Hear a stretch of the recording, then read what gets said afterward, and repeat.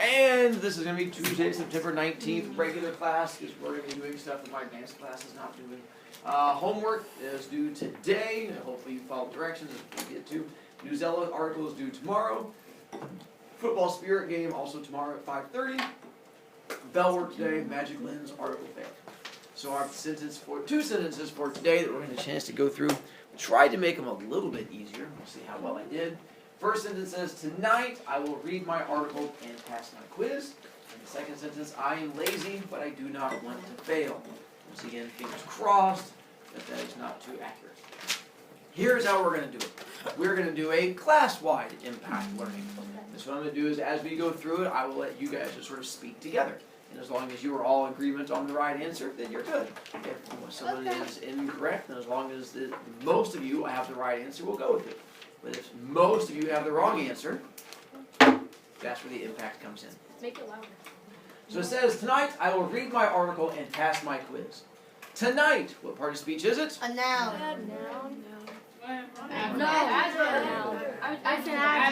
Adjective. We have different choices. Stop talking. If you say noun, raise your hand. And then we said adjective, I heard. And I had heard adverb, raise your hand. Adverb has the majority of them. Good, because that's correct. Yeah. This is modifying when something happens. If it modifies when, that makes it an adverb. I. Pronoun. Good job. Pronoun. Will. Verb. Verb. Read. Verb. Adverb. My. Adjective. Verb. Verb. Adjective. Adjective. Article. Noun. Noun. And. Conjunction. That one you all know. Pass. Verb. Verb. Verb. Verb. My. Adjective. Quiz. Noun. Oh, alright, we got a little better as we went along. So once again, if you have wrong answers, you're more than welcome to fix it, because they will all show up on the quiz coming up, but as always, it's up to you. Wait, I thought there was only two nouns. Never mind. I am lazy, but I do not want to fail. I Pronoun. am Verb. lazy, Adjective. but Conjunction. I Pronoun. do. Verb. And I will say for the next one, it is modifying the word do, if that helps you. Preposition. So what is not? Adverb. Wow, he's the only brave one. I said preposition. Verb. Verb. Normal verb. Verb. Normal verb. Well, that's fine. So those of you who say, I heard preposition, raise your hand. And No, we didn't. verb. Then I heard adverb. Why'd you put your hand in there? Ooh, that's pretty close. So what was preposition again? What? Preposition. I'm the Preposition. only one? Verb. Adverb. And then, so what are the rest of you guys Yes, I going did. with that? It's not those three. Preposition. I know, I already Preposition. raised my hand. Why do I? Just pick one. It's verb. It's a preposition. Modifies do. If it modifies a verb, which was the first hint I I gave told you. you it wasn't ever. No, I know. You were the only one that was correct. No, Go you. I raised my hand. No, you did not. I raised my hand. You raised your hand with me. Oh, yeah. Yes. I clearly gave you both 10 points, too. Look, we both lied to each other. Then, want Verb. Verb. Position. to Preposition. Preposition. fail. Verb. Verb. There you go. Wait, hold on. B was orange. I'll read That was P. fun. And P was orange and B was green. If you're not needing to work on the missing homework, you can put your notebook away. We are done with it. If you do need to keep working on the missing homework, then you can keep it out and keep working on it while we're doing the next part. Here is where your iPad comes in handy. We're going to have you download and save 2 stories. One is due Friday, you have to read on your own, and the one we're going to start reading today. And I have updated the Canvas calendar to try and help you if you have to use it. Once again, the homework, just to point out, if they had kids, if you're not sure where the homework was, it's the one that I kept putting up. I put the same screen up like every single day for 5 days. Another one will be coming up assigned on Thursday. That's restore my homework. You cannot do homework 2 yet because I've not written homework 2 yet. So if you go to homework 2, it says homework 3 because it doesn't exist. And then once again, for the homework, you got option 1, option 2, option 3. Same thing, except this time I may add in a 4th option, which we'll end up talking about. And so if I add a 4th option in there, it just gives you another one you can choose from. For Friday, download this story. It's called Priscilla and the Wimps. And so I'm going to have you just download it and save it. That way when I keep sending out reminds that says, have you read Priscilla? This would be the story you're going to have downloaded to help you out. So this one you need to download, read it before Friday. Priscilla, download, read before. It's about the same length as the one you guys did last week. Then, a little bit down from there is a story that is called The Voices. That's the one you're going to download for today. The Voices. Download that one for today. Part 1. Voices, Part 1. I feel the same way. Then, once you've done that, on your little sheet that we had before, this one, there's this part down at the bottom that says foreshadowing. I'm going to give you the definition of foreshadowing because it's going to be used this week. If you know what foreshadowing is, then you don't have to write it down. Or if you just want to wing it on the quiz, you don't have to write it down. But way back when we did the Lady and the Tiger story, and you guys got all grumpy about the ending, you're like, Brovicast, it doesn't have a real ending. And I said that we're never going to read another story like that again. Is that why it's called Lady and the Tiger? Because there's either a lady or a tiger? Yeah, I thought that part was pretty straightforward. But with this one, The Voices, it ends halfway through a conversation. The story just stops right in the middle of it. And it has that same sort of Lady and the Tiger ending. But you said you'd never give us one of those. I didn't. In this case, we're going to use foreshadowing, and there is a very definite ending to it. You just have to use the foreshadowing to figure out what the ending is. But Mr. Brovicast, what is foreshadowing? You know what foreshadowing is? You've learned it last year, and the year before, and the year before that. Is it when your shadow goes in front of you? Kind of. It's when the author is giving you clues in a story. So foreshadowing are little clues that the author drops to you in the story. So this one, and once again, you don't have to write this down, but do realize if you don't know what it is come Friday, I don't define it for you. That's why you write it down now if you want it. I'm assuming if you don't write it down, it's because you know the definition, so go you. But foreshadowing is where this author is going to give us clues to figure out what the ending of the story is. Because this story just ends partway through the conversation. We have to go back and use the clues to figure out what happened to the characters. And something most definitely happened to the characters. And we can definitely figure out what it was by using these clues. If you don't use the clues, then you'll be confused. Then, our story. You have to know the story mountain. As with all of our stories, the very first part, how does every story begin? What's the first part of the mountain?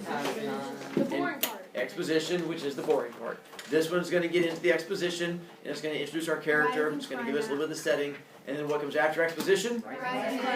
It jumps into rising action pretty quickly, because it's not a super long story. So in this part we'll get into it. You sort of get the little basic background, and then it goes sort of shoots right into the rising action from it. Figure out my character. Figure out where it's taking place. All right. The Voices. Ah! The loud scream woke Sam from his sleep. He sat up and flipped on the light next to his bed. A quick glance at the clock on his dresser told him it was 5 o'clock in the morning. It took him a frantic moment to figure out what it was that had woken him. It had been a scream. His own scream, he realized. He thought for a moment as to what had caused a scream frightening enough to wake him up. The car crash, the fire, his family dying in the horrible blaze. The images came rushing back into his brain moments before the realization did. The realization that it had been a dream and not real. It had been a vivid dream. It seemed eerily real, but it had been a dream. Only a dream. He lay back in his bed and concentrated on relaxing. He still had an hour and a half before his alarm would go off for school. He had enough trouble today with his math test and all, so worrying about a bad dream was the last thing he wanted to do. pause for a moment. Who's our main character so far? Sam. A kid named Sam. Where is it taking place? 5 o'clock in the morning. Oh wait. What's he in? Where is it taking place? In his bedroom. Nicely done. In his bedroom in his house. What time is it? In the morning. Early in the morning. And why is he awake at this time? He had a bad dream about a car accident. Blazing fire. Bad, That's horrific. that bad, horrible dream about his family dying in a car. I thought you said it was a bad dream. Horrible people. And so that was his bad dream he woke up from. But man, it had seemed so real. It really spooked him. He could almost feel the heat from the fire, hear the screams of his family trapped in the burning wreckage, smell the icky fumes of burning rubber from the inside of the car, mixed with the other smells he couldn't quite place and didn't want to.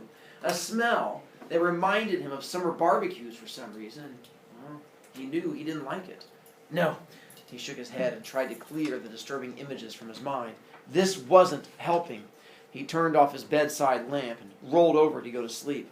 In the quiet of his house, he could hear his own breathing, the dog, Nevada, snuffling around downstairs, and the creaks of the house in the night. But it was then, at that quiet moment, in the middle of the night, he heard the voices for the first time. They were soft and foggy. They were definitely there. And it scared him so badly he wished he'd been dreaming again. We're coming. And then another voice, louder and much clearer. Dead! Pause again. What's happened to him as he's sitting there sleeping? Hears voices. And what do our voices say? Dead. Not just, well, that's when you guys focused on. And the fact that we are coming. So now, for you guys especially, it seems to fit well with our book there, but guesses as to what's going on with him. You don't have much information yet. You're sort of projecting the guess out there, but Joaquin? It's like a flashback and something's up his brain. There's a flashback and something's up in his brain. Yeah, he's got like some mental disease or something. Mental disease works for me. So it's a flashback with mental diseases. Any other thoughts so far? The little, oh, I had a question. yeah, Jacob? The voices, those are ghosts of his dead parents. Oh, why do you say they're the ghosts of his dead parents? I thought it was a dream. I saw this movie where, in the dream, their parents died, but when they woke up, they were dead. Inception? Insurgent. So you're saying the voices are the ghosts of his dead parents. Okay. The little dots at the top of the next line mean that we're changing scenes and going to a new location. So that just means it's going to jump to a new spot. His eyes hurt. He was sitting in his first period science class and couldn't believe his bad luck. Mrs. Larks was droning on and on in the front of the room, something about cells and membranes, when his eyes kept bursting into flames. All right, well, not actual flames, but it sure felt pretty close. He was just sitting there, trying not to get called on, trying not to think about what a horrible morning he had had, when all of a sudden his vision went completely white, and he could feel an odd pressure on his eyelids. And then it was gone. Nothing. He could see just fine without a problem. No residual stars in his vision. No need to blink to clear his eyes. The whiteness was gone as quickly as it had come. Sam quickly looked around to see if anyone else had noticed the burst of whiteness, or if it had just been him. But nobody else seemed to be having a problem. He was looking to his left to see if Trevor had noticed it, when his left eye burst into flaming whiteness. This time he noticed it didn't actually hurt Gesundheit. It just startled him and freaked him out, but there was no actual pain. He stopped for a moment, one eye viewing nothing but a brilliant shining whiteness, and the other viewing his friend Trevor. He blinked to clear it, and then the whiteness switched eyes. His left eye cleared, just as his right eye burst into a vanilla star. He gasped audibly as the eye change startled him. He still felt no pain, but it was becoming incredibly frustrating. So real quick, new scene, where is he now? In class. Particularly what class? Science first So period. the story just got a lot more scary, because now all of a sudden he's in first period science. And are the voices still talking to him? Yeah. First period in science. No. So the voice starts talking to him, but what new issue does he have?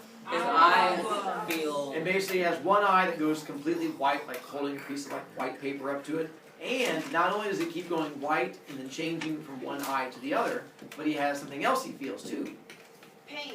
Close. He thought it was pain, but turned out not to be Frustration. pain. He does have frustration, not quite the same feeling. He says, Headache. he can feel an odd pressure. So it feels an odd pressure, and he feels like someone's pushing on his eyes. So it goes white and then white, and you can feel like a pressure being pushed onto his eyelids. So it's a migraine. Sure. He still felt no pain, but was becoming incredibly frustrated. Mr. Tynes, are you okay? A voice from the front of the room asked. He spun in his seat to see Mrs. Larks looking at him with concern in her eyes. He stared at her for about 3 heartbeats as he tried to focus with his only good eye. Mr. Tynes, you're not looking well. Would you like to go to the nurse? With a final burst of cream-colored light, his right eye suddenly filled with a stereo image of his left. His vision had returned. He rose to his feet, feeling surprisingly steady, but scared. His vision was fine, but his mind, or his head at least, most certainly was not. Yes, ma'am, I think I would, Sam replied. May I ask what's wrong? My head hurts is all. I should be fine if I can get some aspirin or something. Well, I hope you feel better. Go ahead and grab the pass off the wall and head down. You can get the homework from a friend when you get back. Thanks, ma'am. I should be fine once I get something for my head. He walked up to the front of the room and grabbed the laminated blue pass off its hook on the wall. He didn't have to turn to feel the eyes of the class on him as he walked out. Even though he was just going to the nurse, he could still feel all the attention being directed at him. He could actually feel the silence in the room as all the eyes behind him followed his progress from the teacher's desk to the door. He thought, this is beginning to feel like a really bad dream. They're all dead! He stopped in his tracks with his hand on the door. The voice, the one he heard this morning, the one he thought was just a bad dream, the deep male voice that had haunted his thoughts since that morning. Who's dead? The thought raced through his head. Is the class dead? Over there! The voice spoke again. He turned to look, one hand still on the doorknob. The class was staring at him. Mrs. Larks was looking at him. He could hear the first few giggles erupt in different places in the classroom. Where? Sam asked out loud. Who's dead? More giggles burst out from within the class. He could hear Trevor's voice asking, Hey man, you okay? Who are you talking to? His teacher's voice began in his ears. No one is dead, Sam. Why would anyone be dead? She paused for a moment and then added, Do you need someone to go to the nurse with you? Sam vigorously shook his head back and forth. No, Mrs. Larks, I don't need that. Then he asked, Did you hear the voice? The guy saying people were dead? Oh, God. Did anyone hear the voice? He scanned the room with his eyes, looking for anyone nodding their head yes, but no one was. They all looked scared of him, even Trevor. We're almost there. He heard the original soft, whispery voice saying. The same voice he had first heard that morning. The voice didn't sound scary at all. It sounded soft and friendly. It still managed to scare him. Almost where? He heard his own voice say out loud. Your homework is to not read the story. Tomorrow, we're going to finish the rest. Plus, it'll be kind of confusing. Those of you who